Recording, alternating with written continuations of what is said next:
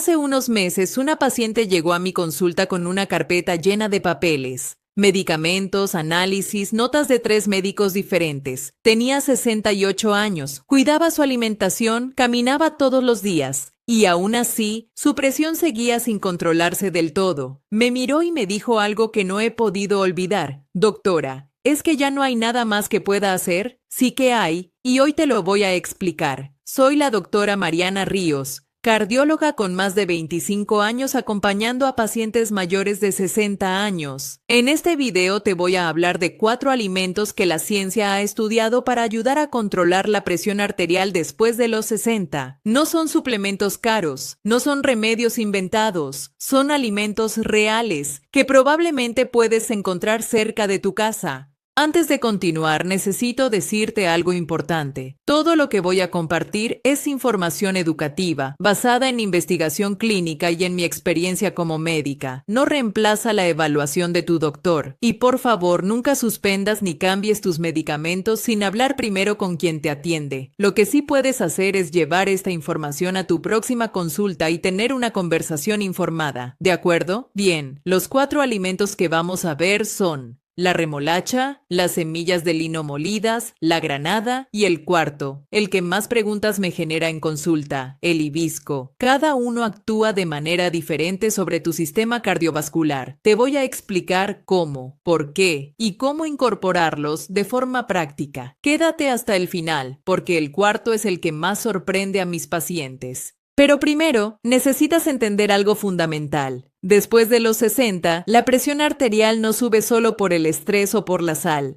Hay algo más profundo ocurriendo dentro de tus arterias, y muchos médicos no tienen tiempo de explicarlo en una consulta de 15 minutos. Piénsalo así. Cuando eras joven, tus arterias eran como una manguera flexible, absorbían la presión con facilidad, pero con los años, las paredes de esos vasos van perdiendo elasticidad, se vuelven más rígidas, y una manguera rígida no maneja bien la presión. Ahí es cuando empiezan los problemas, y aquí aparece algo que muchos desconocen. Detrás de esa rigidez, en muchos casos, hay inflamación, no una inflamación que se siente. No fiebre ni dolor, sino una inflamación silenciosa y lenta, que trabaja dentro de las paredes de tus vasos día tras día, año tras año. En medicina la llamamos inflamación crónica de bajo grado, y es uno de los factores que puede acelerar el deterioro de las arterias después de los 60. ¿Por qué te digo esto? Porque los 4 alimentos de hoy comparten algo en común. Todos actúan de distintas maneras sobre esa inflamación. Todos pueden ayudar a que tus arterias mantengan algo de esa flexibilidad que necesitan para funcionar bien. He tenido pacientes de 70 años con arterias en muy buen estado y he tenido pacientes de 62 con arterias que parecen de alguien mucho mayor. La edad importa, pero no lo es todo. Lo que comes, cómo duermes, cuánto te mueves, todo eso cuenta. Por eso nunca hablo de los mayores de 60 como si fueran iguales. Tu situación es tuya. Esta información es un punto de partida, no una receta universal. Dicho eso, empecemos con el primero, la remolacha. En algunos países la conocen como betabel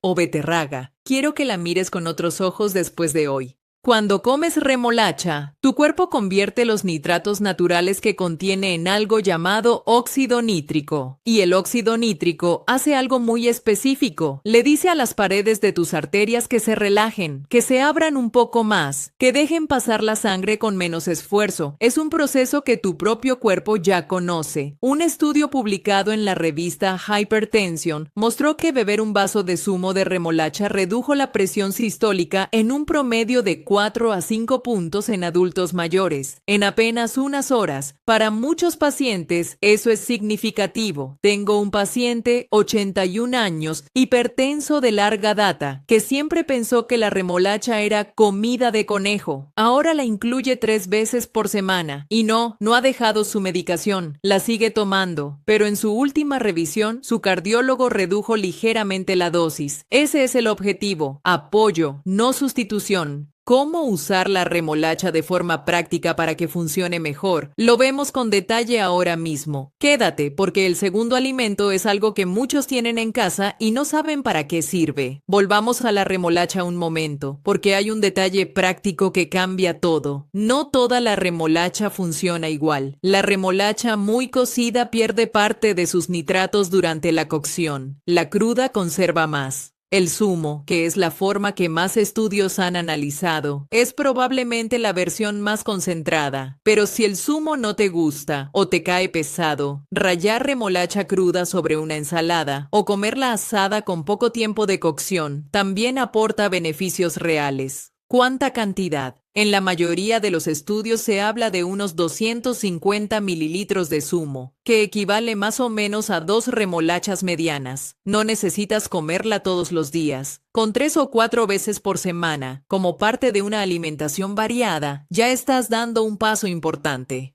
Una cosa que debo mencionar porque a veces asusta a mis pacientes. Después de comer remolacha, la orina puede tomar un color rosado o rojizo. Eso es completamente normal. Se llama veeturia y no significa nada malo, solo que tu cuerpo está procesando los pigmentos naturales de la remolacha. Si no lo sabes, puede dar un susto innecesario. ¿Quién debe tener más cuidado? Las personas con cálculos renales de oxalato, porque la remolacha es alta en oxalatos. Y quienes toman anticoagulantes deben mencionar cualquier cambio importante en su alimentación a su médico. En la mayoría de los casos no hay problema, pero siempre es mejor consultarlo. Ahora el segundo alimento: semillas de lino molidas, también conocidas como linaza. Sé lo que algunos están pensando. Doctora, eso es para el estreñimiento. Y sí, tiene ese efecto, pero hay mucho más detrás de estas semillas pequeñas. En el contexto de la presión arterial después de los 60, la evidencia es bastante clara. Las semillas de lino contienen 3 componentes que trabajan juntos. El primero son los ácidos grasos omega 3 de origen vegetal, que ayudan a reducir la inflamación en las paredes de los vasos sanguíneos, esa inflamación silenciosa que mencioné antes. Con el tiempo, menos inflamación puede significar arterias que funcionan mejor. El segundo son los lignanos. Son compuestos que actúan como antioxidantes y que también pueden tener un efecto modulador sobre la presión arterial. En mujeres mayores de 60 años, este punto es especialmente relevante. El tercero es la fibra soluble, que entre otras cosas ayuda a regular el azúcar en sangre. Y esto importa para la presión porque los picos de azúcar después de las comidas pueden hacer que los vasos sanguíneos se contraigan. Menos picos, menos tensión sobre las arterias. Un metaanálisis publicado en el Journal of Nutrition revisó varios estudios y encontró que el consumo regular de semillas de lino se asoció con una reducción de la presión, especialmente de la presión sistólica, que es el número de arriba. En algunos estudios, la reducción superó los 7 puntos en pacientes con hipertensión leve o moderada. Ahora, hay un detalle muy importante que la mayoría no sabe. Las semillas de lino enteras no se digieren bien, pasan por el intestino casi intactas y el cuerpo no puede aprovechar sus nutrientes. Para que funcionen, necesitas molerlas. Puedes comprarlas ya molidas o molerlas tú mismo en un pequeño molino de café. Una vez molidas, guárdalas en el refrigerador en un frasco cerrado porque se oxidan con facilidad. ¿Cuánta cantidad? 1 o 2 cucharadas soperas al día es suficiente. Puedes mezclarlas con yogur, con avena, con una sopa, con un batido. No tienen un sabor fuerte. Son fáciles de incorporar. Tengo una paciente de 74 años que empezó con una cucharada en su yogur de la mañana. Al cabo de 3 meses, su médico notó una mejora en sus lecturas de presión. Ella no había cambiado su medicación, solo había añadido las semillas de lino. Dormía mejor y caminaba un poco más. Todo suma. Antes de cerrar, quiero que notes algo. La remolacha actúa principalmente a través del óxido nítrico. Las semillas de lino actúan a través de la inflamación y el control del azúcar. Son mecanismos distintos, y cuando los combinas, sus efectos se complementan, no compiten entre sí. ¿Los alimentos que comes hoy están ayudando a tu presión o están trabajando en contra? Esa es la pregunta que quiero que te lleves. No para angustiarte, sino para informarte, porque cuando uno entiende lo que está pasando dentro de su cuerpo, puede tomar decisiones más inteligentes junto con su médico. En el siguiente capítulo vamos a hablar de la granada, un alimento que muchos conocen pero cuya relación con la presión arterial muy pocos entienden, y hay un estudio reciente que me parece fascinante. Quédate, la granada es una fruta que muchas personas compran en el mercado, la miran y no saben muy bien cómo comerla. Les parece complicada, demasiados granos pequeños, demasiado trabajo. Hoy quiero que cambie esa percepción. La granada contiene unos compuestos llamados punicalagins. Es una palabra técnica, lo sé, así que te la explico en simple. Son antioxidantes muy potentes que se encuentran principalmente en la cáscara y en el zumo de la fruta, y hacen algo muy específico sobre las arterias.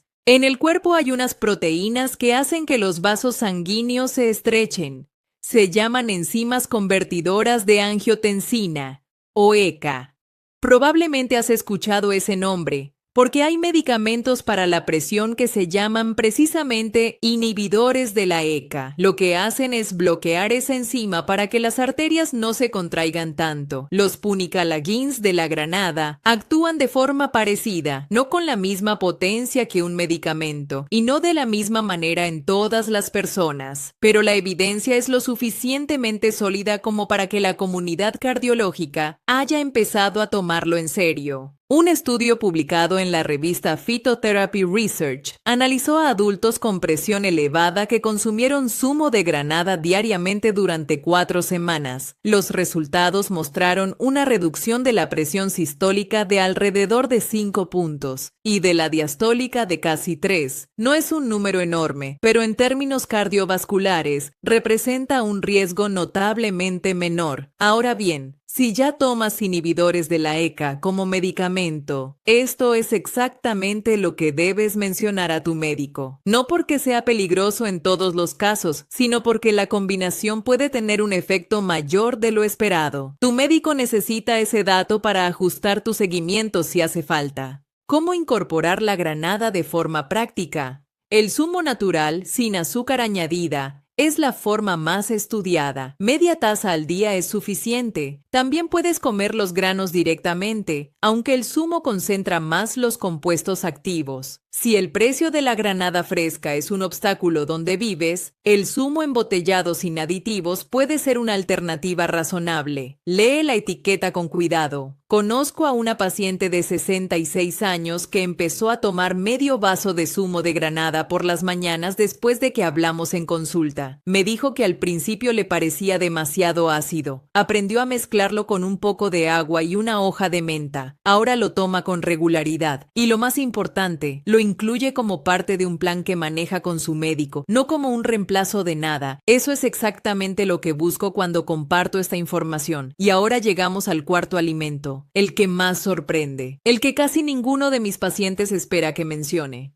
El hibisco, flor de Jamaica, flor de hibisco, rosa de Abisinia, carcadé. Dependiendo de dónde vivas, puede tener un nombre distinto, pero es la misma planta, y el té que se prepara con sus flores secas, de color rojo intenso, con ese sabor ligeramente ácido y agradable, es uno de los elementos más estudiados en la cardiología natural de los últimos 20 años. ¿Qué hace el hibisco sobre la presión arterial? Actúa por 2 mecanismos principales. Primero, al igual que la granada, tiene un efecto inhibidor de la ECA, esos compuestos que le dan ese color rojo oscuro. Las antocianinas y los ácidos hibísticos bloquean parcialmente la enzima que estrecha los vasos. Segundo, el hibisco tiene un efecto diurético suave. Ayuda al cuerpo a eliminar el exceso de sodio a través de la orina, y menos sodio en la sangre puede significar menos presión sobre las paredes arteriales. Un estudio publicado en el Journal of Nutrition con adultos con presión elevada encontró que 3 tazas de té de hibisco al día durante 6 semanas redujeron la presión sistólica en un promedio de 7 puntos. 7 puntos es un resultado que cualquier cardiólogo reconoce como clínicamente relevante. ¿Cómo tomarlo? 3 tazas al día, caliente o frío, sin azúcar o con muy poca. Puedes añadir un poco de miel si lo necesitas. Es una bebida agradable, fácil de preparar y no es cara. Pero hay 2 cosas que debo decirte antes de que empieces. La primera, Si ya tomas medicamentos inhibidores de la ECA, habla primero con tu médico, porque sumar el efecto del hibisco al del medicamento puede bajar la presión más de lo que es seguro. El objetivo es el equilibrio, no bajar la presión de golpe. La segunda, el hibisco tiene un pH bastante ácido. Si tienes reflujo gástrico o úlceras, tómalo con moderación y con alimentos, no en ayunas. Y si tienes dudas, consúltalo. Para la mayoría de las personas mayores de 60 años, sin esas condiciones, el hibisco es una de las incorporaciones más sencillas, más agradables y con más respaldo científico que conozco. Y en el siguiente capítulo te cuento cómo combinar estos 4 alimentos de manera práctica, qué preguntas puedes hacer en tu próxima consulta y por qué los cambios pequeños sostenidos en el tiempo son más poderosos que cualquier solución rápida. Quiero que te vayas de este video con algo concreto, no solo con una lista que olvides mañana, así que hagamos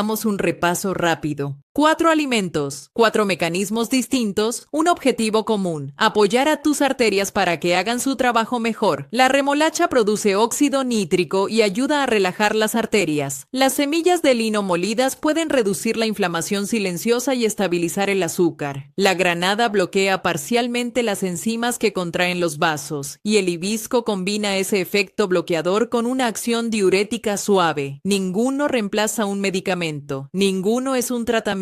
Son herramientas, aliadas, y funcionan mejor cuando forman parte de un estilo de vida que incluye movimiento regular, buen sueño y seguimiento médico adecuado. ¿Cómo incorporarlos sin que se convierta en una carga? Te propongo algo sencillo. En el desayuno, una cucharada de semillas de lino molidas con tu yogur o tu avena. Es casi imperceptible en el sabor. Si ya tienes yogur todos los días, solo añades la cucharada. A media mañana o a media tarde, una taza de té de hibisco. Puedes preparar 1 litro por la noche y tenerlo en el refrigerador para el día siguiente. Así evitas prepararlo cada vez. En la comida o la cena, remolacha, rallada en ensalada, asada o en zumo si la toleras bien. 3 o 4 veces por semana es suficiente. Y la granada, media taza de zumo natural sin azúcar o un puñado de granos frescos, unas 5 veces por semana. No es complicado. Son ajustes pequeños que se integran en lo que ya haces. No son rutinas nuevas de 30 pasos. Son elecciones diferentes dentro de lo que ya existe en tu día. Y ahora, lo más importante de este capítulo, la conversación con tu médico. Uno de los errores más comunes que veo en mis pacientes mayores de 60 años es que no le cuentan a su médico lo que están cambiando en su alimentación. Piensan que es algo sin importancia o que el médico no va a tener tiempo de escucharles. Pero esa información sí importa, especialmente si tomas medicamentos para la presión, el corazón o la función renal. Tu médico necesita saber lo que estás incorporando, no para prohibírtelo, sino para hacer un seguimiento adecuado. Aquí tienes 3 preguntas concretas que puedes llevar a tu próxima consulta. Primera, he leído sobre los beneficios del hibisco para la presión arterial. ¿Es compatible con los medicamentos que estoy tomando? Una pregunta así, concreta y específica, facilita una conversación útil. Segunda, podría medir mi presión en diferentes momentos del día para ver cómo varían mis lecturas, o sería útil un monitor en casa, porque la presión cambia a lo largo del día, y una sola lectura en consulta no siempre muestra el panorama completo. Tercera, ¿hay algún cambio en mi alimentación que usted considera especialmente importante para mi caso? Cada persona es diferente. Tu médico conoce tu historial. Aprovecha esa conversación. Quiero ser honesta contigo antes de cerrar. No te voy a prometer que estos 4 alimentos van a resolver tu presión arterial. Eso dependería de muchos factores que yo no conozco. Tus medicamentos, tus otros diagnósticos, tu estilo de vida, tu genética. Lo que sí te puedo decir, con 25 años de experiencia clínica y con el respaldo de la evidencia disponible, es que estos 4 alimentos tienen un efecto documentado sobre la salud cardiovascular y que para la mayoría de las personas mayores de 60 años incorporarlos de forma gradual y con supervisión médica es una decisión inteligente. No es un milagro, es biología, es darle a tu cuerpo lo que necesita para funcionar mejor. Y eso, a cualquier edad, vale la pena. Si este video te ha sido útil, me gustaría pedirte algo. Compártelo con alguien que conozcas, un familiar, una amiga, alguien a quien le preocupe su presión arterial. A veces la información que más necesitamos llega a través de alguien que nos quiere. Si tienes preguntas o si quieres contarme cuál de estos 4 alimentos vas a probar primero, escríbelo en los comentarios. Yo los leo y me alegra mucho saber cómo les va. Suscríbete si quieres seguir recibiendo información clara, honesta y basada en evidencia, pensada especialmente para quienes tienen más de 60 años y quieren cuidarse con cabeza. Cuídate mucho y recuerda, pequeños cambios sostenidos en el tiempo hacen una diferencia real. Lo he visto en consulta y tú también puedes sentir